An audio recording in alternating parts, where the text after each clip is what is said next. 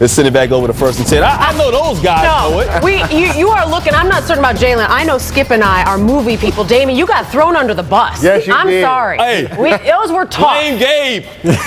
We're throwing Gabe under the bus later on today. Ridiculous, right? Yeah, They got not him fair. good. All right, guys, let's talk a little basketball. No more movie trivia, I guess, here. The Bulls lost an 11-point lead last night in the game to the Celtics.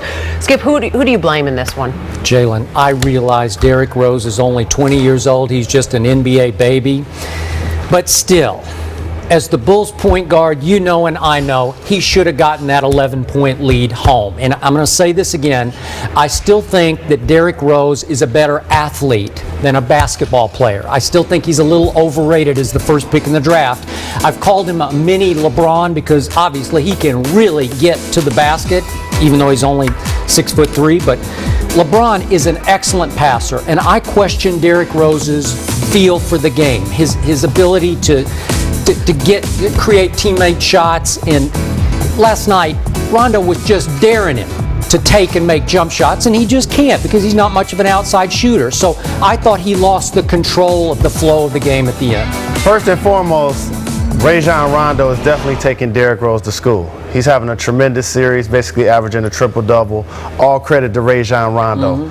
But there's no way you can blame the Chicago Bulls losing a lead, let alone a lead last night's game, on Derrick Rose. Because? He's the reason why they're in the games. Oh, please. He's the reason why they're in the playoffs. And if you're the next LeBron James, penetrating and finishing at the basket, that means you're going to have a tremendous career. And that's what I think this young man is in line to do. You like his feel for the game? I really like his feel for the game as a point guard, not only creating his shots for himself, but for others. He breaks down the defense. He picks his spots, finishes with his left hand, finishes with his right hand. Yes, he needs to improve his three-point shooting. His mid-range game will improve, but I really like the young man, and he can't be the reason that they lost that lead. He's one of the reasons. Who was? But also, it was a team thing. This Chicago Bulls team is a young, inexperienced team that has done that all season. They've done it 4 times in this series. Had a 7-point lead, had an 11-point lead,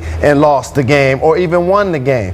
3 overtime games in this series. That means plays go both ways. Paul Pierce missed a free throw.